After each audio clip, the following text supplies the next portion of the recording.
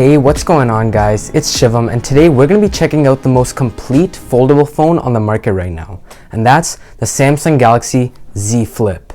I'm reviewing this phone because you can buy this phone right now for $999 USD or $11.99 Canadian. So with this huge price cut, is it reasonable to buy this phone that was once $1380 USD or about 1800 Canadian in 2020? Let's find out. So here we have the Z Flip's box, and it's pretty similar to other Samsung devices, except for the Z logo and prints.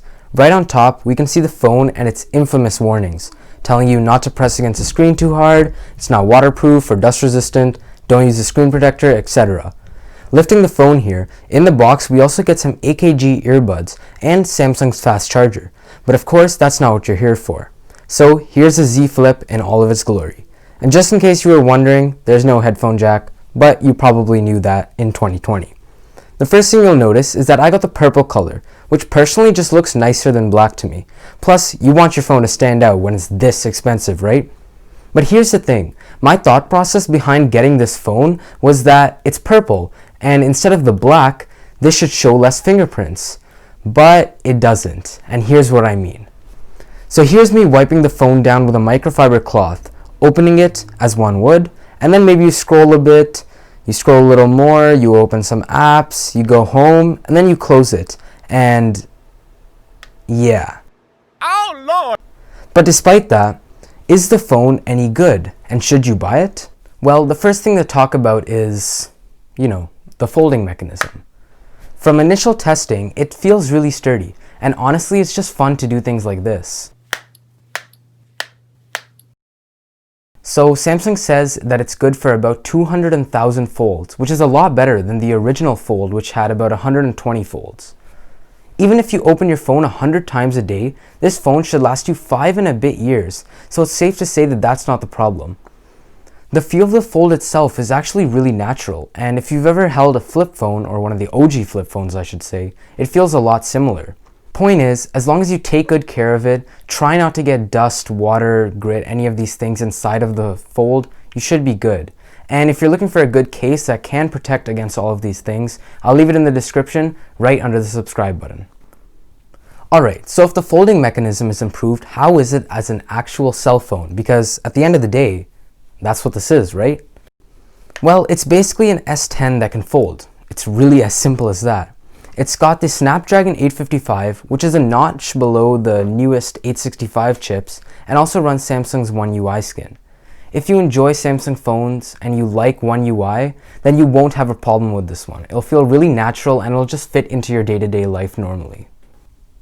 It's got a 3300 milliamp battery, which translates to about 8 hours if you aren't doing anything too intensive. If you're browsing social media, watching YouTube, taking calls, the battery life should last you the day. But don't really expect this to be a 2-day phone, as you will have to charge it at the end of the day. And speaking of charging, this can be done through the USB-C port or via wireless charging. It also has reverse wireless charging so that you can power other devices like the Samsung Buds or other phones.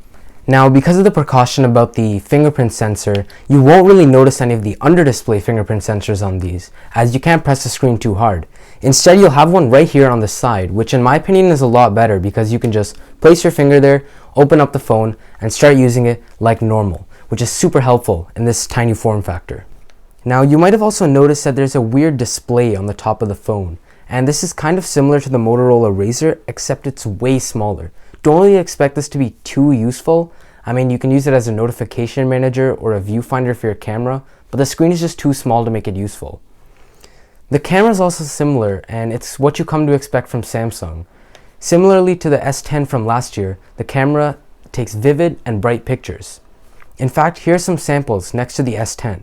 In bright light, you won't really notice anything too different between them, and they have the same night mode capabilities as well. The Z Flip has a 12 megapixel primary sensor with an f1.8 aperture lens with dual pixel autofocus and optical image stabilization. The secondary sensor is a 12 megapixel ultra wide with f2.2 aperture lens. The display is glass, and as much hype as Samsung makes about being the world's first folding display that's made out of glass, I don't really see its value, as it scratches just as easily and it's just as susceptible to dust. The only plus is that it feels a little bit better than plastic when scrolling, so whatever that's worth.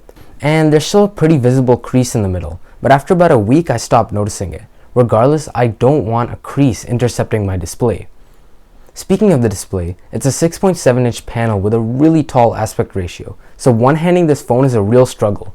But when you're dealing with a phone as expensive as this, I tend to two-hand it anyway. The overall build and form factor is quite nice though. Just from holding the phone, you can tell that it's a premium device and that it costs a lot, so don't worry about feeling broke when you're holding this, even if someone is flexing their $2,000 Galaxy Fold on you.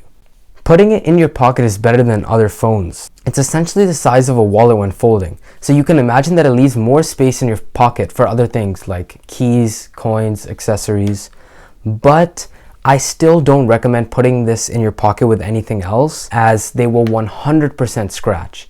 I can promise you this. The only gripe I have about this display is the aspect ratio. Because it's such a tall phone, you really have to zoom in on content like Netflix, YouTube, and other video content, which kind of cuts off some of the visuals. And in terms of the punch hole, don't worry about it intruding, as you'll forget about it within a day. So, my concluding thoughts. Well, if you're thinking about purchasing this phone, really I just have to tell you to worry about the price. It's essentially an S10 that folds, and you can get an S10 Plus for about $500 to $600 USD. So you really have to ask yourself, is that extra $400 worth it to an experience of a new product? Of a first-gen folding phone? Personally, I'd wait on a product like this, because first-gen stuff always has flaws and things that come up within the first couple years of owning the product. So with this in mind, I guess we'll just have to wait for the Samsung Galaxy Z Flip 2. And with that, we just have to see how Samsung has really ironed out these flaws, which right now mainly revolve around the insanely fragile display. But if you do decide to purchase this phone, just know you'll have a lot of fun doing things like this.